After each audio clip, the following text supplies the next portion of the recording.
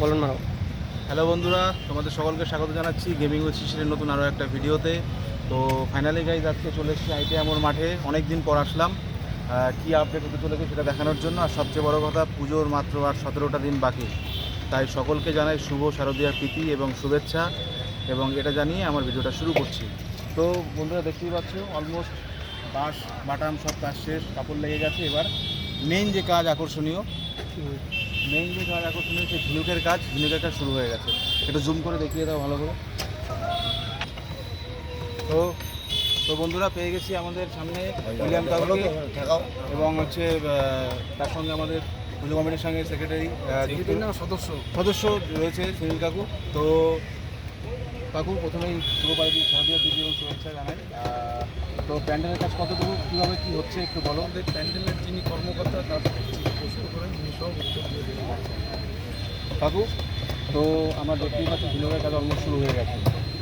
তো মেন কথা, ঠাকুর কবে আসছে, প্রতিমা কবে আসছে? ঠাকুর আমাদের মহলের 2-3 দিন আগে আমাদের আচ্ছা, আর প্রতিমাতে কি সাজসজ্জা থাকছে এবারে? প্রতিমাতে আমাদের গতবারে যেরকম চমক ছিল, এবছরও আমাদের চমক থাকছে।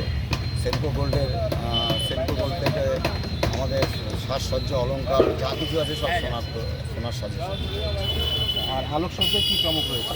আলোকসজ্জা দেখুন, আমাদের জার্নি গোয়া টুইন টাওয়ার সেই অনুযায়ী যে আমরা আলোর চমক রেখেছিলাম, এই মন্দির হিসাবে যে আলোটা আছে সেই চমকটাই আমরা। আচ্ছা, আর আমাদের দর্শক মণ্ডল মানে যারা আসবে তারা কীভাবে কবে থেকে ঠাকুর দেখতে পারবে একটু বলে কারণ আমাদের কী আছে যে মহালয়ের দিন আমাদের উদ্বোধন, মাননীয় মুখ্যমন্ত্রী যদিও এখনও ভার্চুয়াল উদ্বোধন করেন, তো উনি ডেটটা না পাওয়া পর্যন্ত আমরা ফাইনাল ঘোষণা করতে পারছি। আশা রাখছি মহালয়। তো এই কাজটা কি সম্পূর্ণ মানে ঝিনুক দিয়ে সম্পূর্ণটা হবে, মানে পুরোটা, মানে এটা তিনটেই যেভাবে চলছে সেভাবেই সেভাবেই চলবে। আর ভিতরেও ঠিক সেম আকর্ষণীয় রয়েছে। নমস্কার,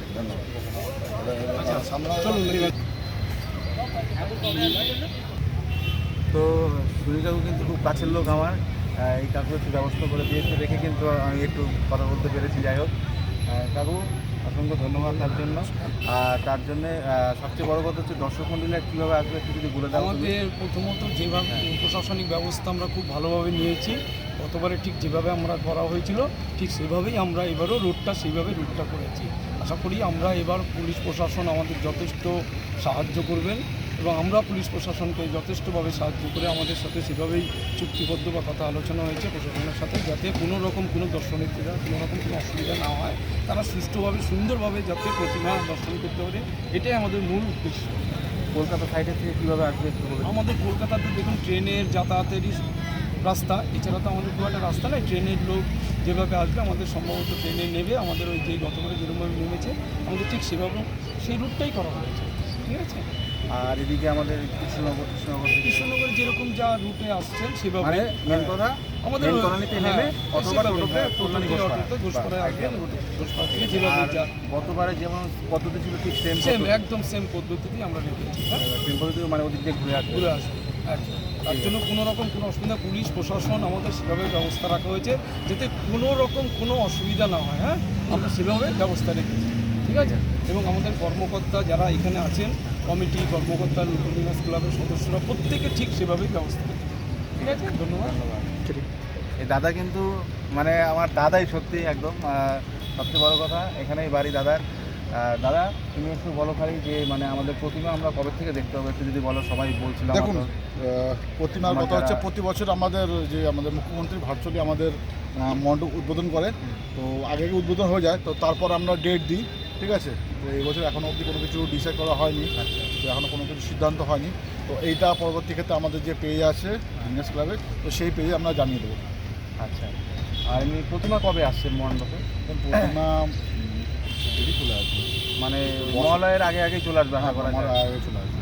আচ্ছা, এবার কি তাহলে সেম সেই সেনকো গোল্ড দিচ্ছে? হ্যাঁ, সেনকো গোল্ড দিয়ে বছর আমাদের যে অলঙ্কার গত বছর দিয়েছিল, এবছর সেমই দেবে। ঠিক আছে। ইভেন গত বছর যেমন আমাদের 500 ভলেন্টিয়ার পুরো রাস্তায় ছিল, সাথে পুলিশ প্রশাসনের সাথে যৌথভাবে আমরা একসাথে কাজ করেছি যে কোনো দর্শনার্থী কোনো প্রবলেম হয়নি। প্লাস আমরা গত বছর কথা দিয়েছিলাম যে প্রত্যেক দর্শনার্থী 10 মিনিটের বেশি সময় লাগবে না মণ্ডপ এবং প্রতিমা দর্শন করতে। তো এই বছর ঠিক সেম, এবার 10 মিনিটের বেশি কারোর সময় লাগবে না, মানে মণ্ডপ করতে দুটো দর্শন সেরকমই সিস্টেম করেছে আমাদের লুমিনাস ক্লাব। ঠিক আছে, অজস্র ধন্যবাদ দাদা। তো বন্ধুরা দেখতেই পাচ্ছ যে আমাদের একটু সামনে আসো, অসুবিধা নেই কোনো। আর সামনে যাওয়া যাবে না, আর সামনে যাওয়া যাবে না, কারণ না না ওদিকে যাবো না। আর এবারে কাজ দিয়ে শুরু করবো, অসুবিধা নেই।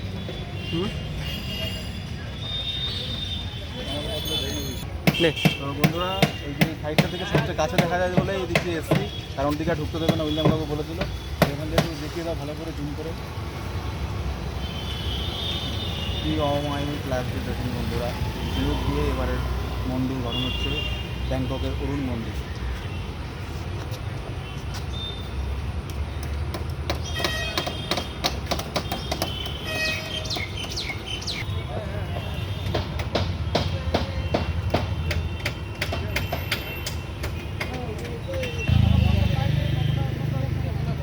এই যে চূড়োগুলো, এই চূড়োগুলো কিন্তু এই চূড়োগুলো উপরে লাগবে, ওই যে একটা একটা করে লাগছে, সেগুলো লাগবে আস্তে আস্তে।